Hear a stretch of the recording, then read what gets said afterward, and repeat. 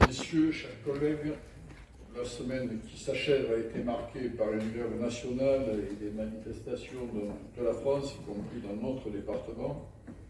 Chacun le sait, la revendication centrale affichée concernait la réforme des retraites et son point saillant, le report de l'âge légal de départ dont nous n'allons pas débattre aujourd'hui, je vous rassure. Mais ces manifestations ont rassemblé également des Françaises et des Français porteurs d'une myriade de revendications qui vont bien au-delà de la retraite. Car il y a dans notre pays une colère profonde, une colère liée aux difficultés économiques et sociales, une colère liée au sentiment d'abandon et de déclassement des territoires et du pays tout entier, une colère qui gronde et qui dure à tel point qu'elle vient remettre en cause l'envie de vivre et de faire ensemble. Cette crise sociale interne s'ajoute, en plus désormais, des angoisses planétaires liées aux modifications climatiques, à la guerre en Ukraine, qui finissent d'envenimer la situation. Pour tenter de calmer la colère, le gouvernement met en place des solutions de secours pour le pouvoir d'achat des Français, des coups de chèque, billets, indemnités, primes en tout genre. Il tente vainement de redistribuer les richesses qu'il ne crée plus par des dispositifs qui s'apparentent plus à une forme d'assistanat qu'à une véritable politique de redistribution.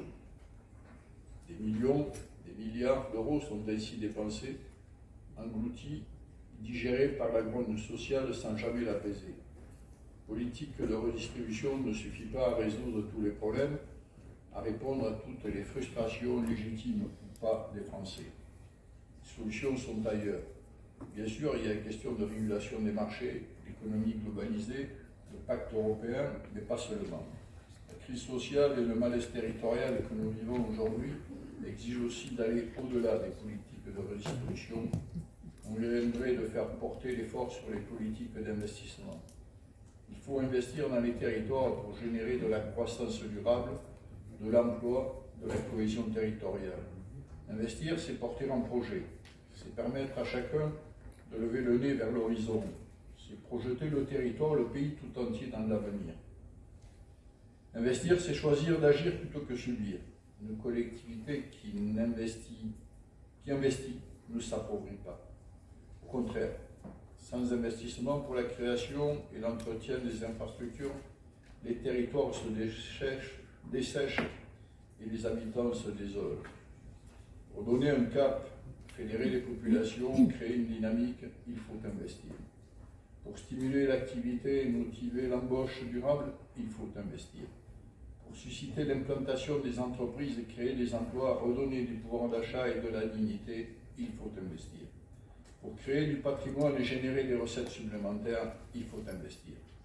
Ainsi, mes chers collègues, au moment où nous nous apprêtons à débattre des orientations budgétaires pour l'année à venir, l'actualité vient ainsi nous rappeler que les dépenses d'investissement doivent être considérées comme une véritable urgence politique, y compris pour nous, les départements, dont les dépenses sociales pèsent lourd dans nos budgets. Nous devons assumer avec ambition notre rôle d'investisseur public. Merci pour votre attention.